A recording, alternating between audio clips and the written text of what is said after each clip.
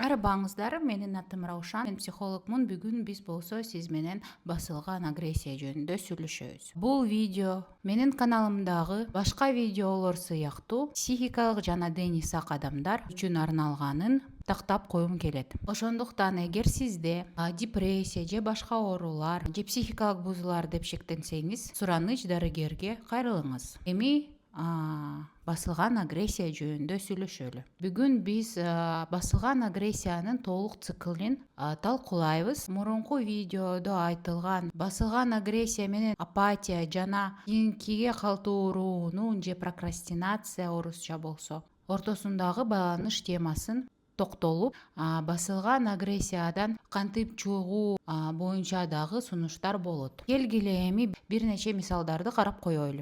Кайра сүйүктүү нүргүлүбүздү алалы. Анда апатия жана прокрастинация деген көйгөйү бар. Ал өзү жаңы жумуш табам дейт, бирок өзүн мажбур албайт.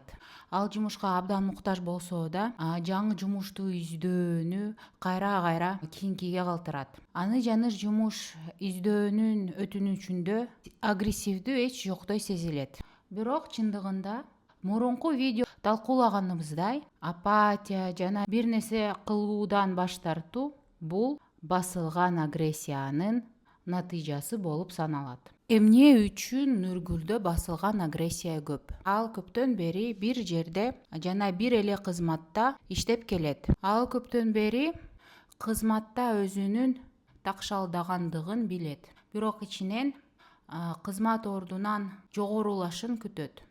Ал бул туруун чукпай, берилген тапшырмаларды аткара берет. Нургул тажрыйбасы аз адистердин минималдуу тапшырмаларды аткарса да, алардын айлыгыны жана кызмат ордуларынын жогорулашын көрөт. Нургул муну айтууга аракет кылганда, анын аракеттери ушунчалык уялчак болгондуктан жетекчилери анын эмне каалап жатканын толук түшүнүшпөйт. Натыйжада Нургул мындай абалдан чарчап, эми жаңы жумуш тапкысы келет. Эгерде мындай жакта жумушта болсо, эми Нургулдун жеке жашоосунда эмне болуп атат карап көрөлү дагы. Нургул турмушка чыккан жана күйөөсүнүн ата энеси менен жашайт. Үй жумуштарынын баарын ал өзү жасайт. Күйөөсүнүн ата энеси жакшы эле адамдар, бирок алар Нургулсуз тамак да жей алышпайт. Алар дарыгерге да жазыла алышпайт жана өздөрү дарыгерге барышпайт. Нургул аларды баардык жерде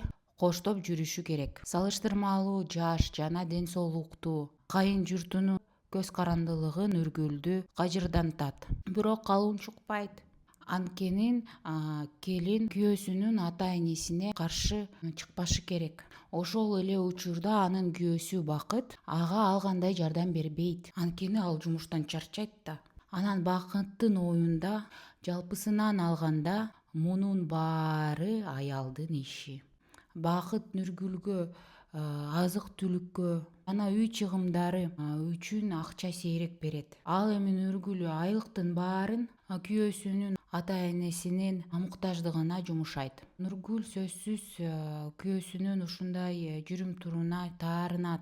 Ал эми сүйлөшөм десе дагы Бакыт же убакыт таппайт, же тамашалап кутулат. Нургул ар бир жолу таарынганда же кычырданганда ал ошол сезимдерди жутуп эч кимге билдирбейт. Ал өзүм эле жасаганым оң деп айтат. Бирок агрессия эч жакка жоголбойт да. Ал ичинде калат. Ал эми бул майда чүйдө кыжырдануулар жана майда чүйдө кемсинтүүлөр күчүгөндө Нургул маанисиз нерсеге ачууланып, балдарга кыйкырып, аларды коркутат. Ошол Нургулдун жалпы жашоосу басылган агрессиянын классикалык циклинин көрсөтөт. Баары жөнөкөй эле кычырдануудан башталат. Мисалы, жумушта Нургулдун милдеттерине түздөн түз тиешеси жок бир нерсе кылууга кайра сураса же күйөөсү коммуналдык төлөмдөрдү кайра төлөбөй койсо, мындай майда кычырданууларга Нургул көңүл бурбай, реакция бербей чыдайт. эми макул, муну өзүм эле жасап коеюн дейт.